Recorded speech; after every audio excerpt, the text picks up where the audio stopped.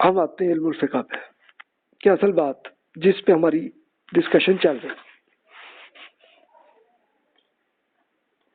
اچھا اب آپ دیکھیے کہ علم الفقہ میں علامہ اقبال کا لیکچر ابھی ہم شیئر کر چکے.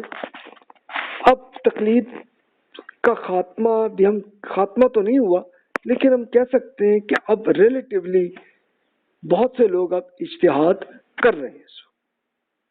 نئے نئے سوالات کے جو ماڈرن زمانے میں آئے ہیں تو ان پہ مختلف اسکالرز نے کام کیا ہے، اور ان سب کی ڈیٹیل میں پچھلے لیکچرز میں کر چکا ہوں. تو جیسے ڈاکٹر محمود احمد غازی صاحب نے محاضرات فقہ یعنی فقہ کے لیکچرز انہوں نے کیے اور اس کو باقاعدہ لکھ کے بھی انہوں نے دے دیا. تو اس میں انہوں نے ڈیٹیل سے یہ بات کرتے ہوئے انہوں نے فرمایا کہ بھی 20ویں صدی کے آخری 3/4 یعنی جو 75 سال ہیں، یعنی آپ کہہ لیں 1900 سے 1975 کا زمانہ، اور بالخصوص اس کا نصف ثانی فقہ اسلامی میں ایک نئے دور کا آغاز ہے. یعنی 1975 کے بعد اب تبدیلی آنے کی اب آ گئی ہے سامنے. عرب دنیا میں خاص طور پہ اور غیر عرب مسلم دنیا میں عام طور پر فقہ اسلامی پر ایک نئے انداز سے کام کا وسیع پیمانہ پر آغاز ہو گیا. ایسا کام جس کے مخاطبین مغربی تعلیم یافتہ لوگ اور مسلمانوں میں وہ لوگ تھے جو مغربی قوانین اور افکار سے متاثر تھے اور مانوس تھے. تو یہ کام عرب دنیا میں زیادہ کامیابی کے ساتھ ہوا ہے، غیر عرب دنیا میں اتنی کامیابی کے ساتھ نہیں ہوا. اس کی شاید 2 اسباب ہیں. اب ریزن وہ بیان کرتے ہیں. اب یہ 1975 کے بعد عرب ممالک میں تو بہت ڈیٹیل سے علم الفقہ میں پورے اجتہاد کے ساتھ کام ہو رہا ہے مسلسل. لیکن اب میں کہوں گا کہ اردو میں بھی اب یہ بہت سا کام ہو چکا ہے اور بہت سا ہو رہا ہے بھی. پہلا اور سب سے اہم سبب تو یہ کہ مغربی عرب جو ہے دنیا میں زبان کی اختلاف اور بات کوئی مسئلہ نہیں تھا ان کے، بہت یعنی دور نہیں تھا معاملہ. کیونکہ عرب ممالک نے تو یہ کیا نا کہ اپنی عربی زبان کو سنبھالے رکھا، تو اس لیے اب وہ جب قوانین لکھے، اچھا وہ اب ہوا یہ کہ فرانس یا انگریزوں کی جہاں جہاں پہ بھی حکومت رہی تو وہاں پہ بھی جو برٹش یا فرینچ زبان کے قانون تھے ان سب کو عربی میں ہی ٹرانسلیٹ کر کے تو وہاں پہ ان ملکوں میں امپلیمنٹ ہوا. تو اس لیے عربی وہاں پہ رہی، اور اب پھر جب وہ اسکالرز ہیں تو وہ ابھی بھی عربی میں کام کر رہے ہیں.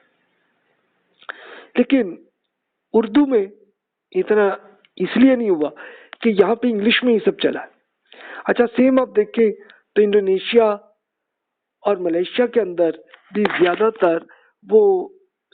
تر ڈچ میں زیادہ قانونی طور پر رہا، اتنا نہیں چلا. لیکن اب 1975 1980 کے بعد اب وہاں پہ بھی کافی تفصیل سے کام ہو رہا ہے علم الفقہ میں. تو پھر انہوں نے اور مزید سینیریو کے ساتھ ساتھ یہ پوری چیز انہوں نے اس میں بیان کی ہے کہ بہرحال لیکن پھر اب وہ امید رکھتے ہیں محمود احمد غازی صاحب کہ جناب اب 1940 کے عشرے کے اواخر میں عرب دنیا میں ضرورت کا احساس ہوا ہے کہ فقہ اسلامی کو نئے انداز سے جدید ذہنوں کے سامنے پیش کرنا چاہیے. یہ بالکل وہی ڈیمانڈ ہے کہ جو علامہ اقبال نے انگلش میں کی ہوئی تھی. تو اب عرب ملکوں میں تو کافی علم الفقہ پہ عربی میں بالکل ماڈرن عربی میں وہ کام کافی ہو گیا اور کچھ ابھی باقی. اچھا پھر علم الفقہ کی تشکیل نو میں مزید کام میں کچھ شیئر آپ سے کر دیتا ہوں. جیسے اسلامی معاشیات کا ارتقاء اس میں بہت کام ہوا، یہ اردو میں بھی ہوا، انگلش میں بھی بہت ہوا. یعنی اکنامکس اور فائنینس سے متعلق بہت کچھ ڈیپتھ سے کام ہو چکا. فقہی مسائل پر اجتماعی غور و خوض یہ جاری ہے ابھی، یعنی اس میں ریسرچ کر رہے ہیں ہم. یہ گلوبل فقہ کا آپ یہ خود یہ ویب سائٹ دیکھ سکتے ہیں فتوا.com اور دار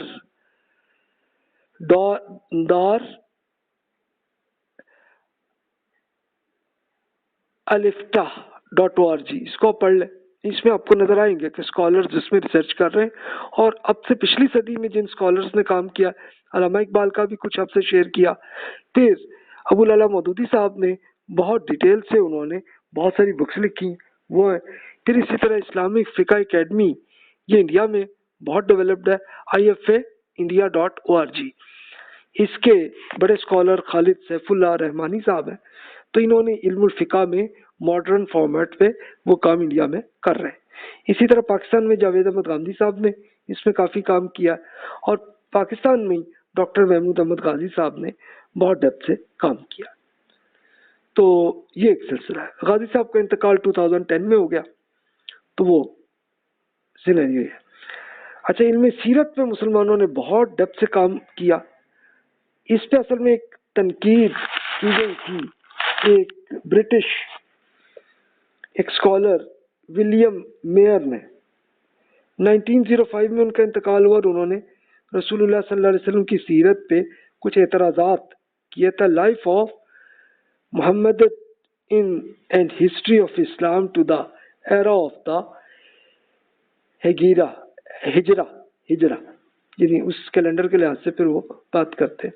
لیکن انہوں نے جتنے اعتراض کیے تھے اس کو اسی زمانے میں سر سید احمد خان صاحب نے کیا، اور وہ اس کے لیے پورا جو فنڈ ان کے ہاتھ میں تھا وہ اٹھا کے انگلینڈ چلے گئے، اور پوری ایک ایک چیز کو ریسرچ کر کے انگلش میں انہوں نے سیرت نبوی پہ ایک بہت شاندار بک لکھ دی.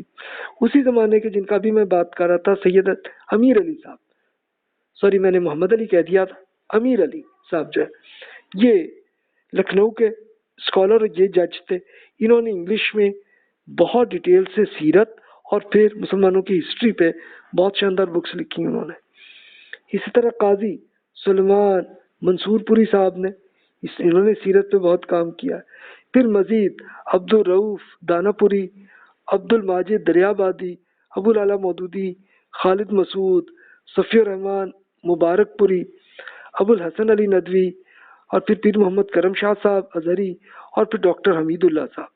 ان کا انتقال تو 2002 میں ہوا. تو دیکھیں ان سب اسکالرز نے اس میں کام کیا. میں نے کچھ کے نام کیے، یہ کمپلیٹ نہیں ہے، کمپلیٹ لسٹ تو نہیں ہے، لیکن جو مشہور ہیں.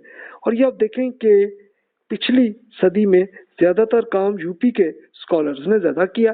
اب پنجابی اسکالرز میں آپ یہ پیر کرم شاہ صاحب کی ایگزامپل آپ دیکھ سکتے ہیں، انہوں نے اس میں کام کیا، اور پھر حمید اللہ صاحب. تو اب دیکھیں علم تاریخ، علم الکلام جدید اور دیگر دین سے متعلق علوم کی تشکیل نو کا سلسلہ یہ جاری ہے.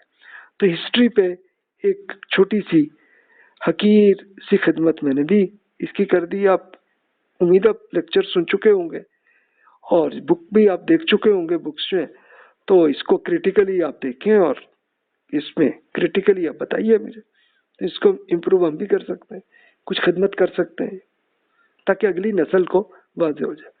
تو علوم اسلامیہ میں تشکیل نو کی تحریک کا پھر رزلٹ کیا آیا اب تک کہ 20ویں صدی کے نصف اول میں، یعنی 1900 سے 1950 تک میں مسلمانوں کے مغرب سے مروبیت بہت تھی، اور اس میں اب بڑی حد تک کمی ہوئی ہے الحمدللہ. ملحدانہ سوچ کا خاتمہ ہو رہا ہے الحمدللہ، اور لوگ عقل اور فکر کی بنیاد پر دین کی طرف مائل ہو رہے ہیں. آپ ہو سکتا ہے اعتراض کریں گے، آپ کہیں گے نہیں جی ابھی تو الہاد ابھی بھی آ رہا، اب وہ پاکستان میں انڈیا میں بھی آپ کو زیادہ نظر آئے گا. وہ بات آپ کی درست ہے، لیکن خود سائنس کے اندر اللہ تعالیٰ نے ایسا ایویڈنس دے دیا کہ جس سے بہت سارے سائنسدان اب اس پہ سوچنے کو تیار ہو گئے کہ جناب واقعی خدا ہے تبھی یہ کائنات چل رہی ہے، ورنہ خود نہیں بن سکتی. وہ پہلے پرانے فلسفے جو تھے تو اس پہ تنقید خود یورپ اور امریکہ میں چل رہی ہے. یورپ میں آپ کو نظر آئیں گے کہ کچھ لوگ آپ کو ملحدین نظر آئیں گے، لیکن کچھ ہیں کہ جو کرسچینٹی پہ آ گئے اپنے ایمان پہ، تو آپ کو وہ ٹرینڈ وہاں پہ بھی نظر آئے. مسلمانوں میں اگرچہ قومی اور فرقہ وارانہ تعصبات اب بھی موجود ہیں، لیکن اب نسبتاً کمی ہوئی ہے. یہ میں نے پریکٹیکل ایکسپیرینس دیکھا کہ 1990s کے زمانے میں بہت تعصب تھا، لوگ ایک دوسرے پہ بہت بے عزتی کے ساتھ کرتے تھے بات دوسرے فرقے کے لوگوں کی، اور پھر تو آ کے دہشت گردی کا معاملہ آیا تو ایک دوسرے پہ حملے بھی ہونے لگے تھے۔ لیکن اب آ کے اگلی نسل جو 2000 کے زمانے میں جو پیدا ہوئے ہیں بچے، تو اب وہ جوان ہو گئے، تو اب الحمدللہ یہ دیکھا ہے کہ ٹھیک ہے وہ اپنے فرقے پہ چاہے ہوں، لیکن اب وہ اتنی شدت نہیں ہے لڑائی جھگڑے کی۔